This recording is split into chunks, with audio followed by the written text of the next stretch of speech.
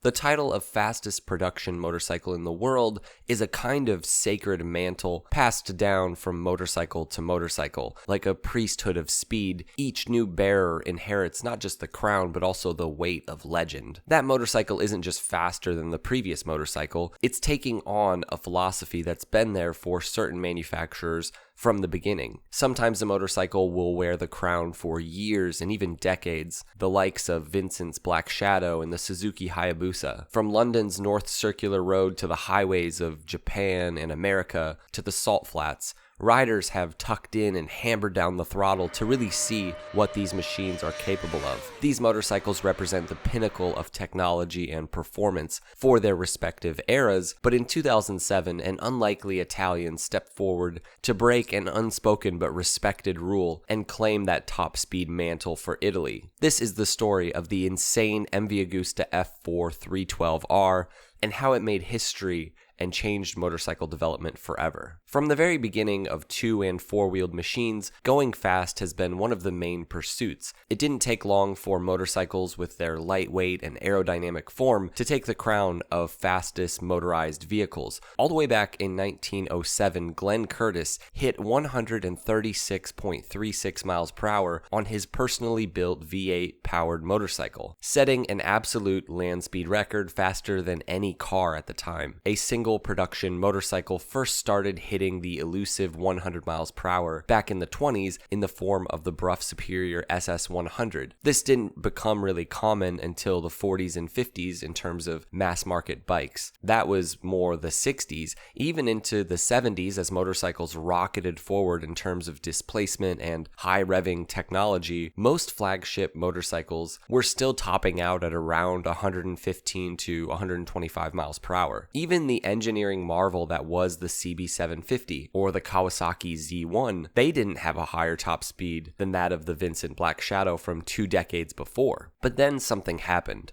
The 80s. The 1980s saw the dawn of what we now call the horsepower wars, a time when manufacturers found technological advancement like never before, and there was this intense competition, especially among the big four. Flagship sport bikes were no longer being built just for speed around a track, though that was still happening. Certain motorcycles were being designed from the ground up with one goal in mind: to dominate in a straight line. This meant top speeds were getting bigger. It was Kawasaki that fired the first major shot with the GPZ 900R, all the way back in 1984 with liquid cooling, 16 valves, and nearly 115 horsepower. It could hit 151 miles per hour, taking the mantle from the legendary Black Shadow, which had held that record for decades. This motorcycle really set the tone for what was to come. Suddenly, top speed bragging rights were everything. Suzuki entered the fray soon after with the GSXR 750 in 1985 and even more outrageous GSXR 1100 in 1986. These bikes were lighter, racier, and they had cutting-edge frame and engine technology. They blurred the line between race and road more than ever before. Then came the Yamaha FCR 1000 in 1987 with the revolutionary exit valve system that broadened torque delivery while preserving that high-end power. This was no longer just a horsepower race, it was a battle of technology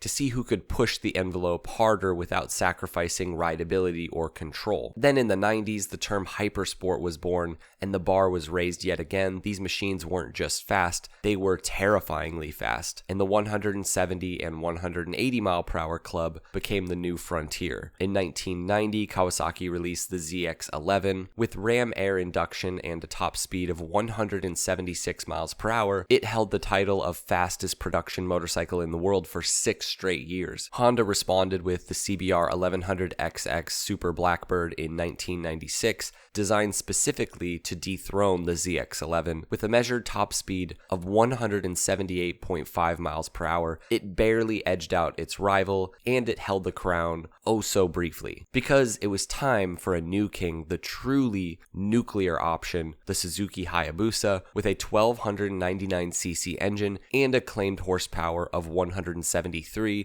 it obliterated every record with a GPS verified top speed of 194 miles per hour. This was not just a motorcycle, it was a statement, and riders all over the world bought it, they stretched it, they tuned it, and they even boosted it. But at this time, consumers concerns were growing about the radical, otherworldly performance of this motorcycle and its peers, and what would come next if this horsepower war kept going. Questions of whether or not this kind of motorcycle should even be legal to sell. It's important to understand that this wasn't the first time motorcycle manufacturers had to deal with public outcry about how fast their machines were going. One of the first recorded motorcycle fatalities goes back to the 1800s and Sylvester Roper's public death on his steam velocipede. He hit 40 miles per hour and literally croaked. As the British manufacturers made faster and faster motorcycles for the iconic Isle of Man TT race back in the 20s, and those race bikes became capable of topping out at 100 miles per hour, journalists wrote opinion pieces voicing concerns not just about the safety of those involved in the race, but also the simple fact that the TT was fostering faster and faster production motorcycles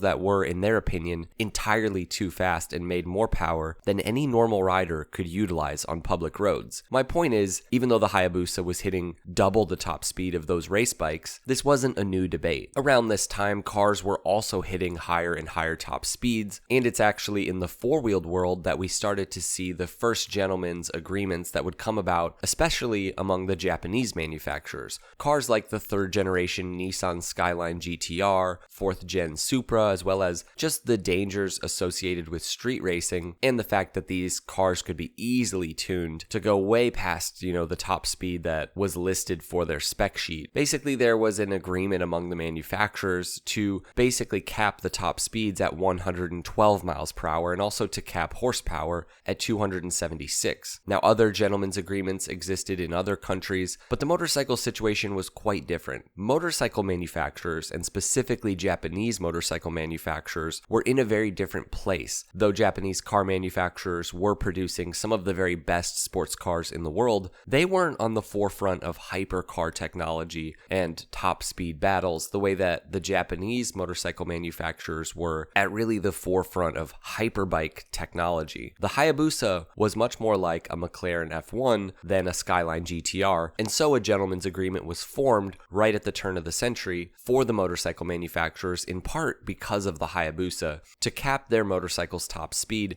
at 300 kph or 186 miles per hour, way higher than the Japanese cars. Though motorcycles continued to get more powerful and technically faster on their way to their top speed, they were essentially governed in terms of top speed. I mean, that's the fastest a Hayabusa would ever go, was in the late 90s. And this gentleman's agreement was really respected by basically all manufacturers, whether they were in those original conversations or not. I mean, honestly, do you really need your production motorcycle to be able to go any faster than that? Well, one manufacturer thought so. It was 2007, and the legendary Italian marque MV Agusta was coming up on their 10-year anniversary since being reborn. Their success as a maker of exotic Italian sculptures on wheels centered around this motorcycle, the F4. Designed by the legendary Massimo Tamburini, the man behind the Ducati 916, another motorcycle on the list of most beautiful. The F4 was sculpted like a piece of modern art and engineered like a Formula One machine for the road. At its heart was a high-revving inline-4 radial valve engine developed in collaboration with engineers who once worked with Ferrari. The earliest versions displaced 749 cc's and made about 126 horsepower, but what they lacked in raw output compared to the Japanese rivals,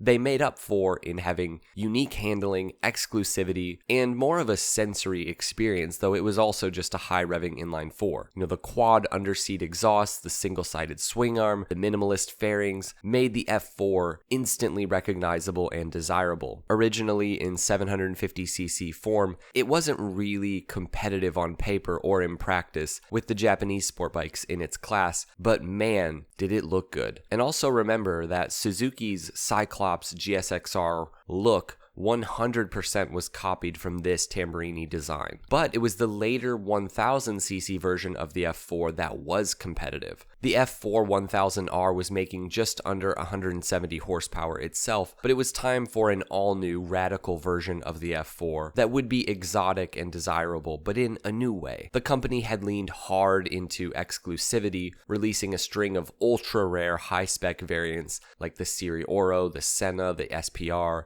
the Tamburini, many of them limited to just a few hundred units worldwide. And this same year, a special edition would come out that would be even more ridiculous. These special editions featured exotic materials like magnesium and carbon fiber and titanium, upgraded brakes and suspension. Each was hand-assembled and treated more like a piece of jewelry than a production motorcycle, but none had breached that 186 mile/hour top speed. For 2007, MV Agusta was cooking up a few insane motorcycles, and though one of them would go on to be the single most expensive production motorcycle ever sold by a major manufacturer, it's actually the cheaper one that matters for this video, because for the 2007 year, MV decided to drop the regular standard F4 for a slightly limited version known as the 312R. For this motorcycle, MV set out to make the fastest production motorcycle in the world, and it turns out the 1000cc platform was perfect for such a goal. Of course, upping the power would be key. The outgoing F4 wasn't making enough power to reach those speeds, so in approaching the engine, MV revised the cylinder head with new intake and exhaust port profiles for improved flow, larger throttle bodies, higher lift camshafts, and new valve springs to support higher revs. The redline was increased to 13,400 RPM, new forged pistons, lighter components, things like titanium valves, meant to reduce reciprocating mass. Power output was increased from 166 horsepower to around 183 horsepower. These internal changes, paired with refined fuel injection mapping and a freer flowing exhaust system, allowed the engine to breathe better and maintain power at high speeds, which is really crucial when you're surpassing 186 miles per hour. MV Agusta didn't radically redesign the body, but this F4 platform was perfect. The bike had a smaller frontal area compared to the Japanese leader bikes to help reduce drag. The compact design of the F4 and the low-slung silhouette helped maintain aerodynamic stability at high speeds, combined with the F4's relatively narrow engine and sleek chassis. In many ways, it was already a perfect platform for top speed. Beyond this, lighter forged aluminum wheels reduced unsprung mass and rotational inertia. Specific tires optimized for high-speed stability and minimal rolling resistance. Revised suspension tuning meant to help the bike just maintain composure at these ultra-high speeds. Brembo radial brakes with stronger calipers. The result was a bike that remained stable and confidence-inspiring at speeds that most riders could only experience on a closed course or on the Autobahn. At near 200 miles per hour, heat really becomes your enemy, so MV Agusta upgraded the cooling system with a larger radiator and oil cooler setup. Now, perhaps even more interesting is the fact that in almost every way, the 312R was just a better F4. Early testers found that everything, the fueling, the handling, the throttle response, it was all just better. And so the 312R was kind of just a new model rather than some rare limited thing. It was a new generation for the F4, unlike the ultra rare F4cc, which was unveiled around the same time and actually had a higher top speed. The 312R was available to the public in meaningful numbers and priced, yes, for wealthy enthusiasts, but what MV Agusta isn't. It was only a little bit more than the standard outgoing F4, but it was such an improvement in just overall performance. Now, one question I've always had with this bike is whether or not it actually could do 312 kilometers per hour or 193.8 miles per hour. At its release, it was just a claimed number and a model designation. Was 312 really the number? Well, in 2007, MV Agusta set out to prove that this motorcycle could indeed hit these speeds. In August of that year, the 312R set the new land speed record at Bonneville for the fastest production motorcycle in the world, averaging 193.57 miles per hour over the 7-mile run. That's what it averaged. It also took the title of the fastest ever production motorcycle around Nürburgring. Now, you would guess that the Japanese manufacturers wouldn't take this lightly. MV hadn't just made a motorcycle with a higher top speed than Hayabusa, they'd put it right there in the name. It was kind of like a taunt, like, come on, Kawasaki, come on, Honda, just do it. Let's bring back the horsepower wars. But interestingly enough, the Japanese manufacturers didn't respond right away. Most of them never responded. The stock Hayabusa is still limited to 186 miles per hour, though it could easily surpass this, and top speed runs where the limiter's been taken off have proven this. The response would actually come from Germany and the BMW S1000RR. That bike did break the 186 mile per hour limit, but there's not any evidence that it was really going faster than the MV at about 194. In all reality, the next and final top speed chaser would be the Ninja H2 with its 201 mile per hour top speed. That motorcycle is, of course, a top speed monster. That's the whole point.